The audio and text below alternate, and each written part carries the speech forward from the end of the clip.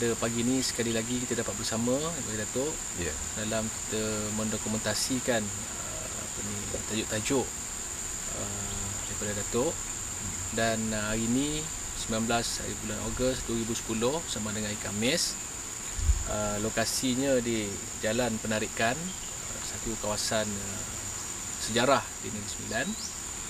Dan tajuk yang akan kita bincangkan pada pagi ini ialah mengenai dengan sejarah kedatangan perantau Minangkabau ke Negeri Sembilan. Jadi dengan tidak melengahkan masa lagi, saya akan memulakanlah dengan pertanyaan kepada Yang Bahagia Datuk, iaitu soalan yang pertama, bila ni Datuk bermulanya sebenarnya sejarah Negeri Sembilan? Ya, terima kasih Cik Aziz kerana diberi kesempatan kepada saya untuk bercakap sepatah dua subuh dengan persejarahan, iaitu sejarah kedatangan perantau Minangkabau ke Negeri Sembilan. Bismillahirrahmanirrahim. Assalamualaikum warahmatullahi wabarakatuh.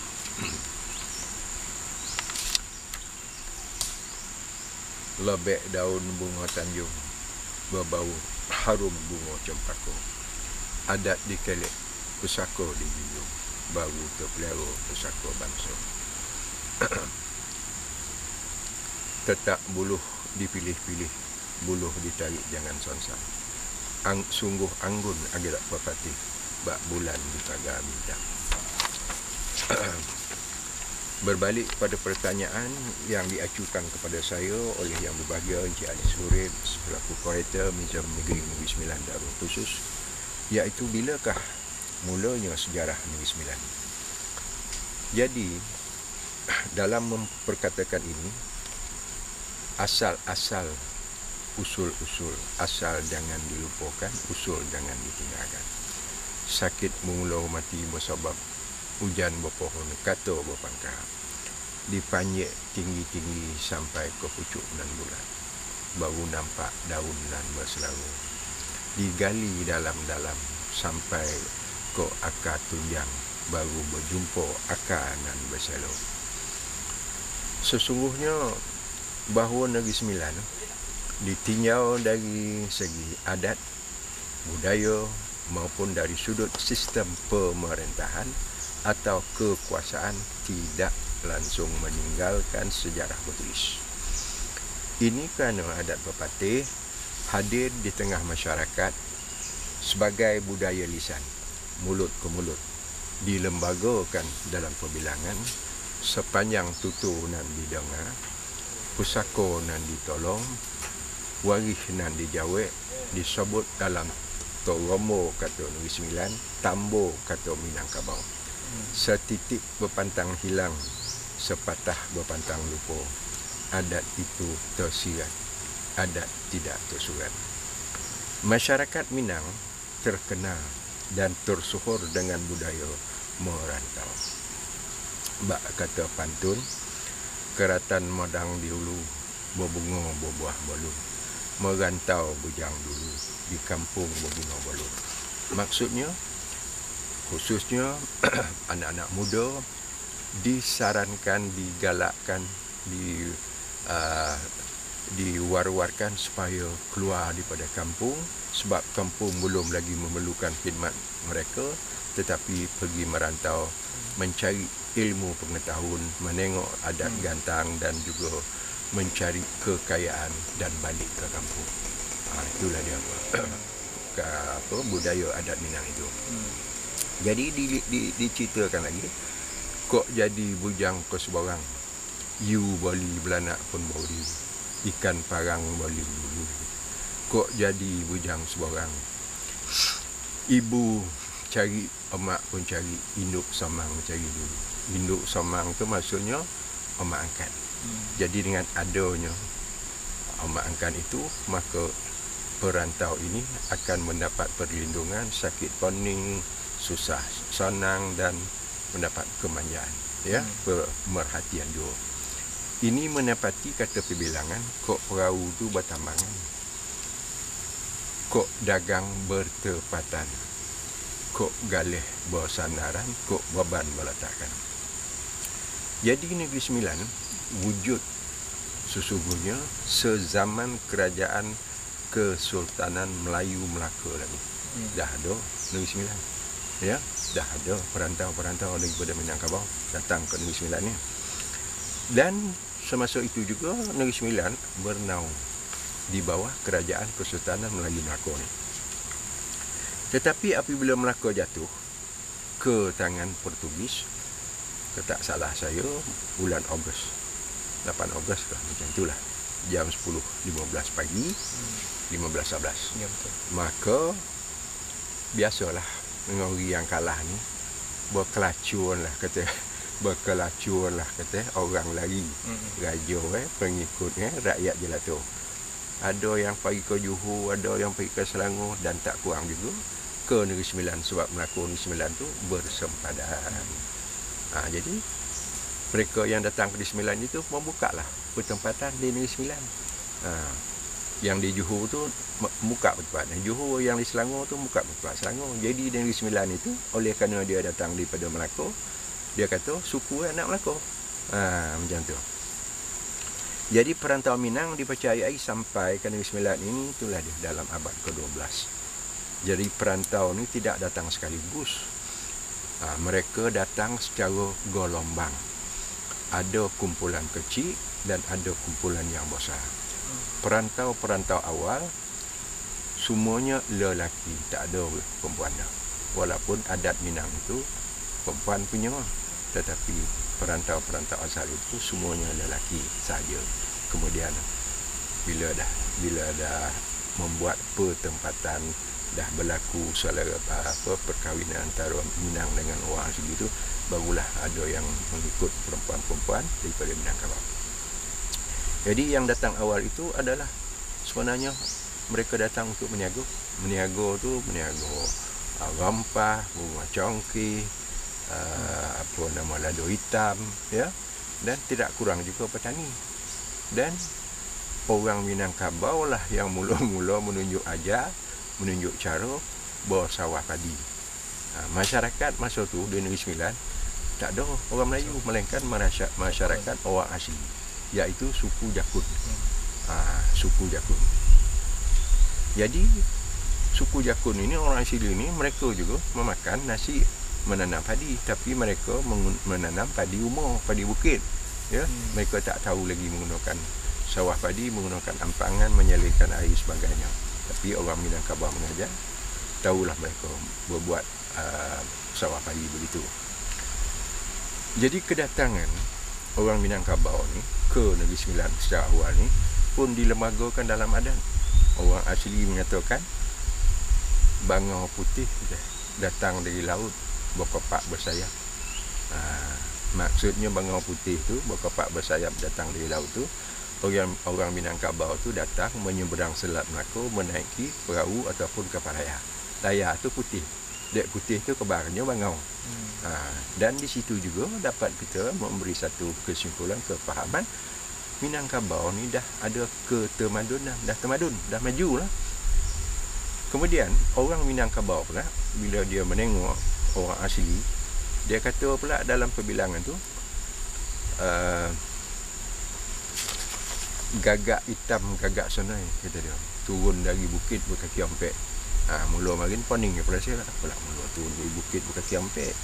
Jadi gagak hitam, gagak senai itu dia menyatakan orang asli ni hitam macam gagak, rambut kiting-kiting, pendek-pendek, berkaki empek tu maknanya kaki dua tu kaki asli lah.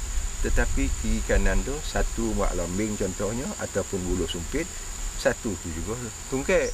Jadi berkaki empek lah, kata orang Minangkabau ni pula. Itu maksudnya berkaki empek.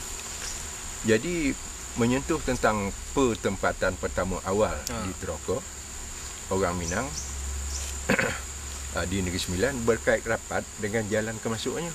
Kita tak apek lagi tu dah, mana jalan dia orang masuk tu. Jadi perantau-perantau tersebut ada beberapa jalan yang dilalui, kurang lebih ompek-tompek, yang dikenal pasti dan diyakini kesahihannya. Satu, melalui ataupun dari Temasek. Temasik ni nama asal Singapura lah, yang mana dibuka dalam kurun 11-12, iaitu pengikut Sri Tribuana, ya. Dan Temasik ini dijadikan pengkalan oleh orang-orang keturunan Minangkabau ni yang berada di Palembang dan juga Siak. Di situ dia akan menyeberang Selat Teberau dan pergi ke Johor. Johor masa tu belum bernama Johor tu. Di Johor masa tu dinamakan Hujung Madini. Tu Johor lah tu. Daripada situ naiklah dia ke Semenanjung ataupun Tanah Melayu lah. Jalan kedua adalah melalui Sungai Lingi. Dipercayai abad yang ketiga, 12-13 juga, menyeberang Selat Melaka sampai ke Rambau Nani dan membuka perkampungan di Rambau, contohnya Kuala Pedas ataupun Kota Padeh, Tabuh Naning, Lubuk Cina, Kampung Walung, Kampung Lado, Kampung Lama di Rambau. Bahkan di Rambau ni kalau kita tengok hingga kini terdapat 12 kampung, 12 nama suku dalam adat Merpati itu. Ada lengkap adanya di Rambau ni. Jadi jalan ketiga melalui Sungai Muar dan jalan penarikan. Jadi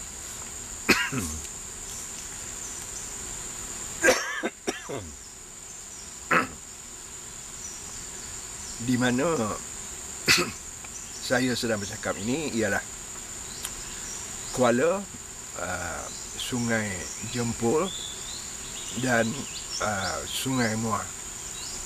Kuala Sungai Muar yang bertemu dengan Kuala Sungai Jempol, yang bertemu dengan Sungai Muar.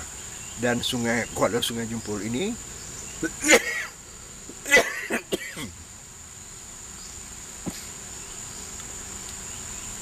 kurang lebih 1,5 kilometer adalah jalan penarikan yang amat terkenal dan tersohor.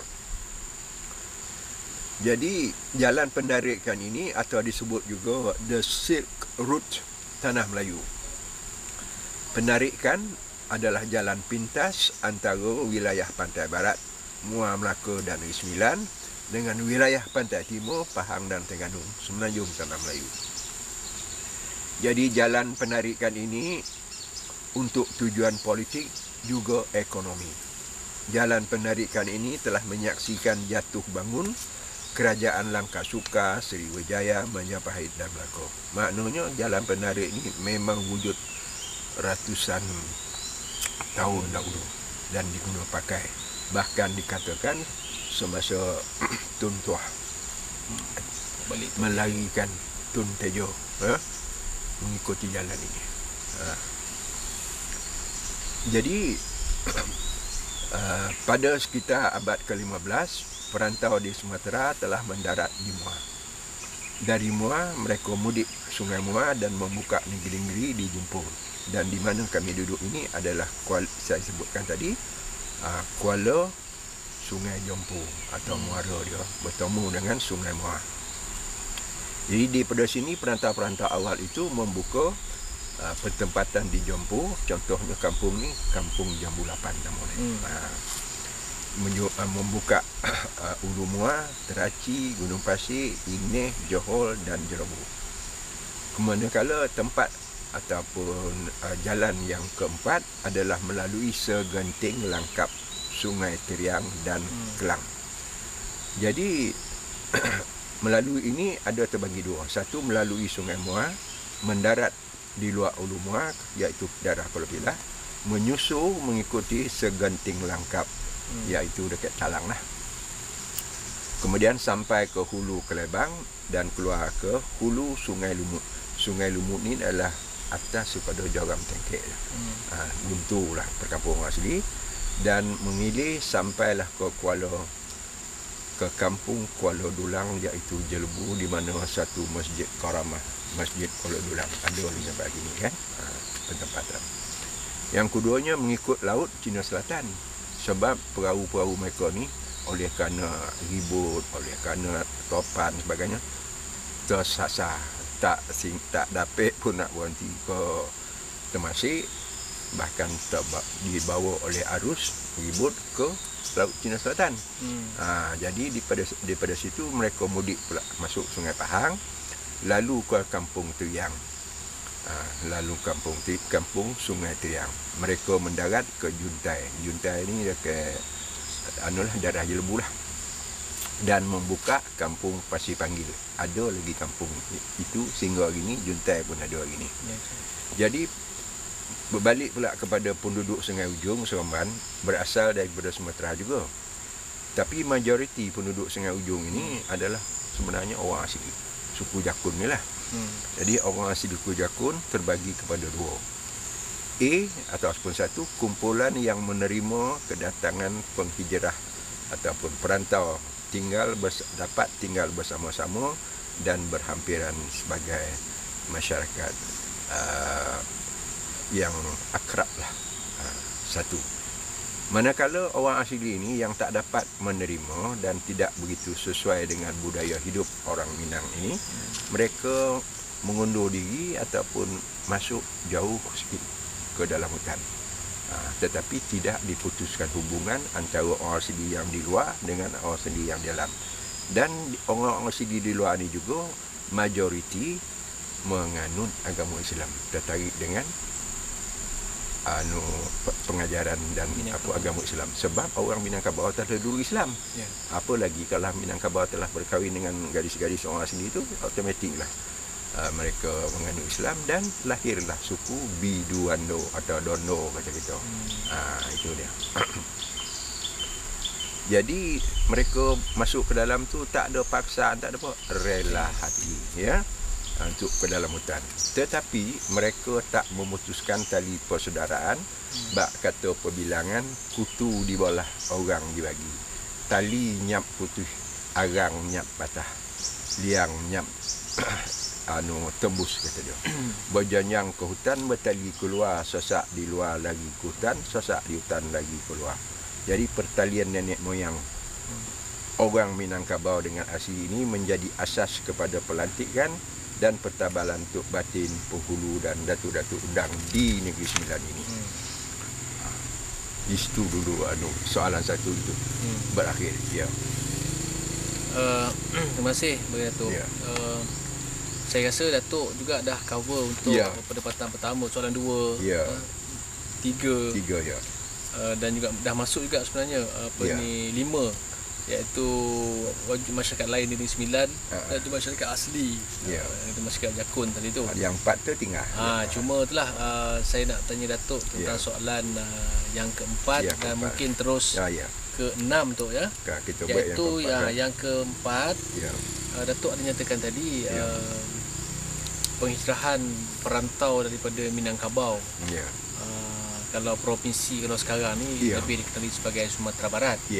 Kalau dapat Datuk nyatakan di Sumatera Barat ataupun di Minangkabau tu mana dia punya daerah asal mereka. Sebab kalau kita lihat ni soalan yang ke-6 tu kan, compare 4 saya kaitkan yang ke-6, kita rangkum nama-nama suku ni, nama-nama suku dan juga terdapat kampung-kampung di Negeri Sembilan ni, tak kisahlah ada di Rembau, di Kuala Pilah, mempunyai nama-nama tempat yang berada di Sumatera Barat tu sendiri. Contoh macam Tanah Datar, suku Tanah Datar dan lain-lain. Jadi itulah soalan saya tu, boleh Datuk nyatakan asal kawasan mereka perantau ni yang daripada Sumatera Barat. Terima kasih. Jadi menyebut tentang asal dari mana kawasan perantau-perantau ini datang daripada Sumatera Barat adalah khususnya Luhak 50 kotor. Bukan kotor 50 loh, dia terbalik. Luhak 50 kotor, ya. Jadi daripada situlah kebanyakannya, iaitu Pagaruyung, Marangkumilah kan, Payung Kumbuh sebagainya tu. Jadi di situlah yang banyak kampung-kampung yang perantau-perantau ini berasal. Contohnya daripada Sari Lamak, Mungkah, Tanah Datar, Batu Balang, Payung Kumbuh, Sari Malanggang. Semua tu dalam luhak 50 kota tu. Jadi bila mereka sampai di sini, mereka mengatakan dia datang daripada Sari Lamat. Sukunya Sari Lamat. Dia datang daripada Seri Malanggang. Dia kata suku dia Seri Malanggang. Sebab orang Minangkabau ni memang dah semula jadi nama tu amat-amat utama, amat-amat penting bagi dia. Sebab dia kata ketek bernama Basar Begala. Tapi kalau bangsa asing tak kisah nama kan. Tapi Minangkabau ni dia amat peka pada nama tu. Dan mereka ingin menerapkan nama-nama luhak tu negari. Cakap daerah cakap kita mau. Kalau dia datang daripada luhak Mungka, dia kata inilah suku Mungka. Jadi kalau yang perempuan ke wanita datang Mungka lah dia kan. Apatah lagi mengikut jurai keturunan sebelah perempuan. Jadi daripada situlah. Jadi suku sebenarnya dari sembilan ni dua boleh disebut suku dan boleh. Jadi daripada dua boleh suku ni 9 daripadanya adalah daripada nama-nama kampung yang terdapat di Sumatera Barat, khususnya di Luhak ataupun dari 50 kota, iaitu Tanah Datar, Mungka, Seri Malanggang, Seri Lemak, Batu Bolang, Tiga Batu, Batu Wampa, Tiga Nenek dan Payung Kubuk. 9. Yang lagi 3 tu? Yang lagi 3 tu, itu yang saya sebutkan awal tadi, bahawa perantau yang datang orang asli itu kahwin dengan orang asli suku Jakun, maka lahirlah suku Dondo atau Biduando. Dan suku Biduando inilah yang menjadi tampuk tangkai ataupun menjadi ketua dalam suku, contohnya menjadi Pengulu dan Undang. Ya. Manakala Melaka tadi pun dah disentuh. Bila Melaka jatuh, mereka membuka pertempatan, dia kata suku dia anak Melaka, dia datang Melaka. Yang akhir sekali ke-12 ini anak Aceh. Ini pun juga berlaku apabila berlaku perang padri, perang agama di Aceh. Pun mereka tu mencari tempat yang selamat. Kalau hari ini dia kata mencari tempat ataupun suaka politik lah bahasa moden kan. Tapi dulu tak. Pergi ke Pulau Pinang, pergi ke Kedah, pergi ke Perak, pergi ke Selangor, sampai ke Negeri Sembilan, dia kata sesuai. Sebab Aceh ni pun memakai adat Minangkabau. Jadi dia lebih minat ke sini, dia kata suku dia anak Aceh. Jadi lengkaplah dua boleh. Tetapi idealnya dua boleh, tetapi secara praktiknya hari ni orang dah ramai negeri dah terbuka, suku ni dah dipecah-pecah. Contohnya Seri Lamak tu